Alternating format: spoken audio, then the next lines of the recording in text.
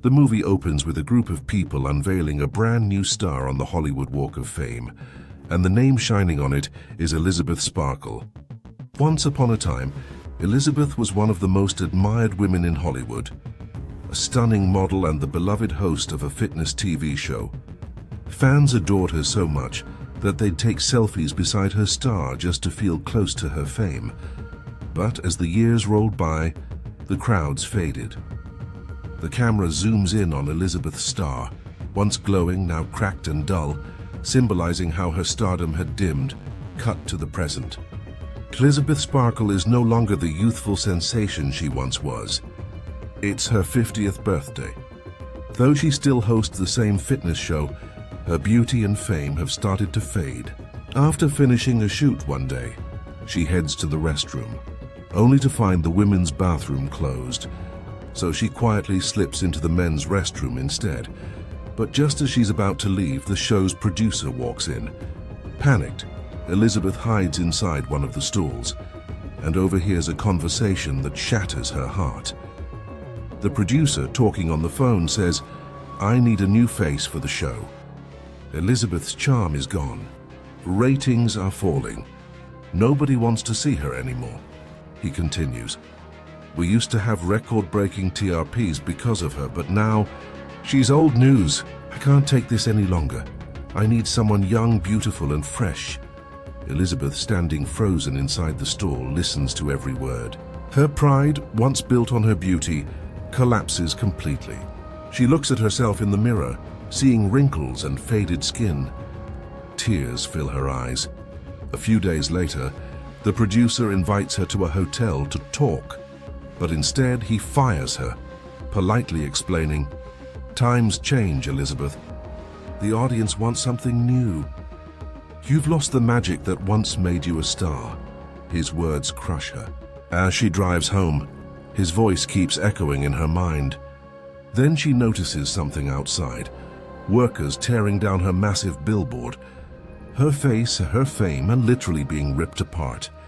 Distracted and heartbroken, she loses control of her car and crashes.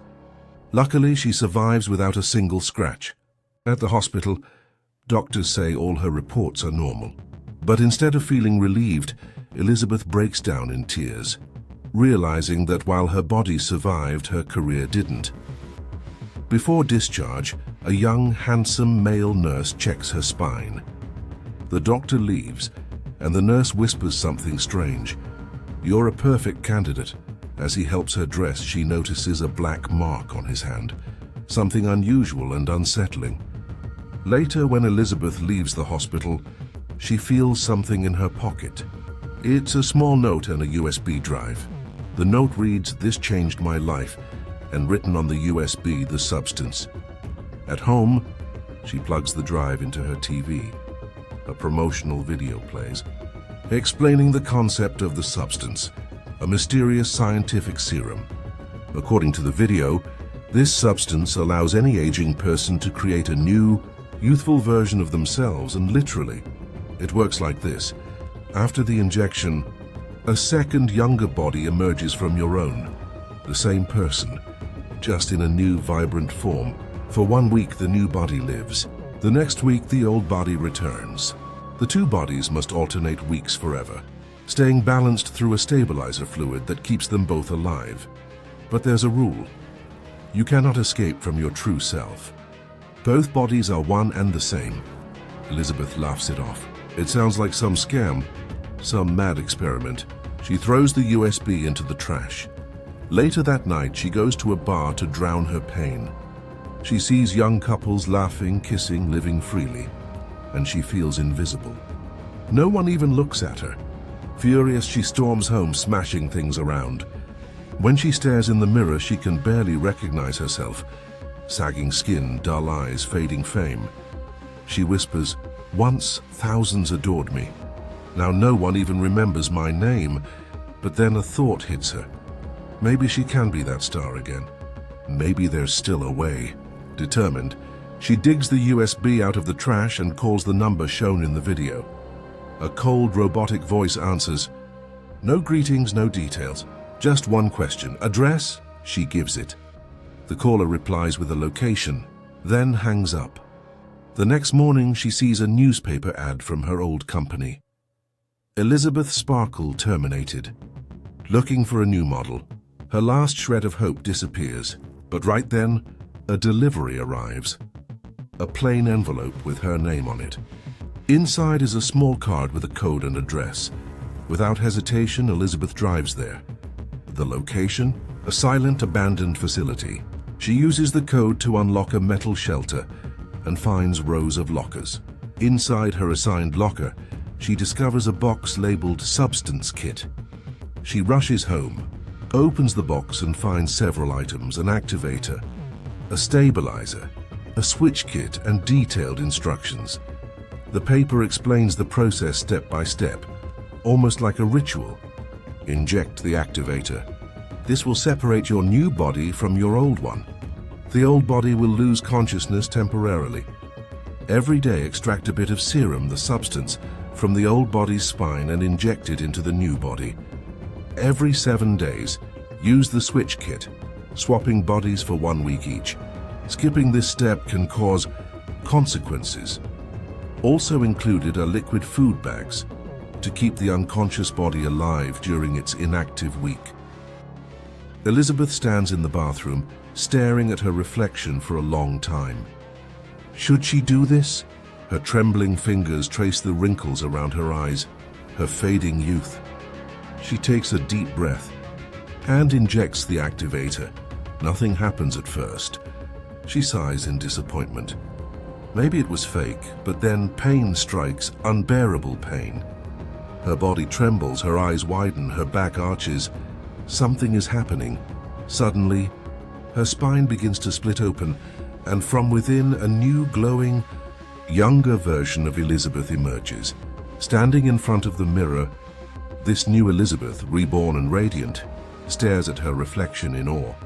She's breathtaking. She can't believe it worked. The young Elizabeth carefully stitches up the old body's back and attaches a food bag to keep it alive. Then she cleans herself up, takes a deep breath and steps outside into the city lights. Heads turn. Cameras stop. Everyone stares. Elizabeth Sparkle is back, but now under a new name, Sue. The new Elizabeth Sparkle, who now calls herself Sue, steps into the world like a goddess reborn. Her skin glows, her smile dazzles, and everywhere she walks, people stop to stare. On her very first day outside, she passes a cafe window and catches her reflection. For a moment, she just stands there, speechless. After decades of watching herself age, she's suddenly young again, flawless, radiant, unstoppable. Later that day, Sue walks into the same gym studio where the old Elizabeth used to film her fitness show. The producer, who had fired her just days ago, almost drops his coffee when he sees her. "Who is she?" He whispers to his assistant. Everyone's eyes are glued to her. They don't recognize the resemblance. All they see is a new, breathtaking talent. Sue smirks and says confidently, "Name's Sue. I heard you're looking for a fresh face for your show." Within minutes, the producer is convinced. He doesn't know why, but something about her feels magnetic, like she's made for the camera. And just like that, Sue becomes the new host of the very same fitness program that Elizabeth Sparkle once led. As Sue's popularity skyrockets, the old Elizabeth lies unconscious in her bedroom, kept alive by the stabilizer tubes. Every day, Sue takes a syringe, extracts a bit of the glowing serum from Elizabeth's spine, and injects it into herself. It's a strange, twisted cycle, one life feeding the other. But Sue doesn't care, because for the first time in years she feels alive. Her show breaks records. Fans flood social media with comments like, "This new girl Sue is unreal. She reminds me of someone." But I can't place who. Soon, Sue becomes a global sensation. Fitness magazines, red carpet appearances, fashion brand deals, everything Elizabeth once had, and more.